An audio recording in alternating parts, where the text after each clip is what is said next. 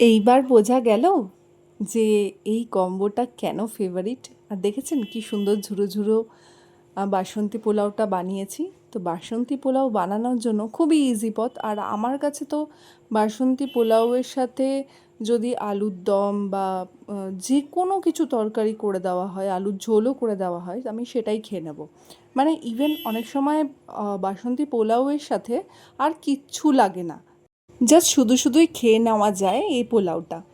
এত সুন্দর মিষ্টি মিষ্টি হয়।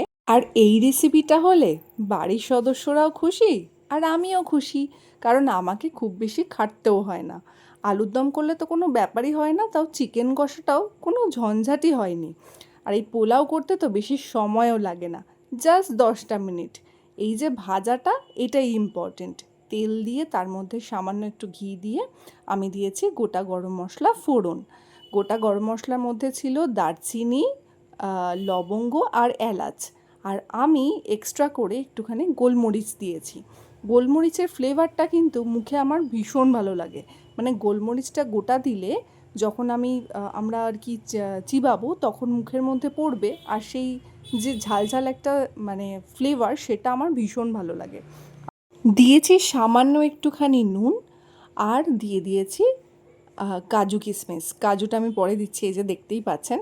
তো কিশমিশ আগে দিয়ে নিয়েছি, তারপর দিয়েছি কাজু। আর এই ভাজাটাই ইম্পর্টেন্ট। আর একটা কাঁচা লঙ্কাও আমি দিয়েছি। কাঁচা লঙ্কারও আমার ফ্লেভারটা এর মধ্যে ভালোই লাগে, তার জন্যই দিয়ে দিয়েছি।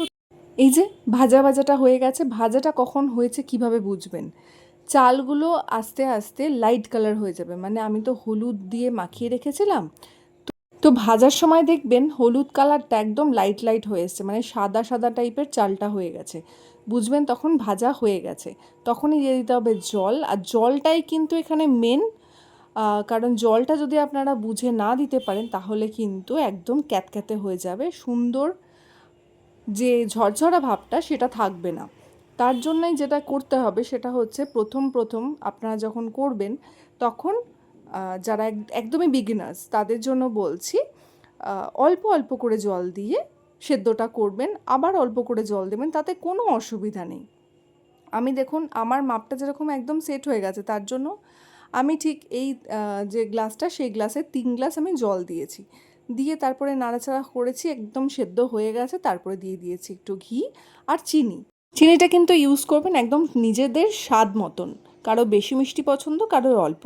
তো সেই জন্য স্বাদ মতন করে আপনারা ইউজ করে নেবেন। এবার যেটা করতে হবে সেটা হচ্ছে চালটাকে কিন্তু একটু শুকোতে দিতে হবে। মানে আমি সেদ্ধ করব 90%, 100% নয়, 90% সেদ্ধ করার পরে আমি এইভাবেই কড়াইয়ের চারিদিকে ছড়িয়ে গ্যাস অফ করে আমি রেখে দেবো এরকম খোলা অবস্থাতেই কিছুক্ষণের জন্য।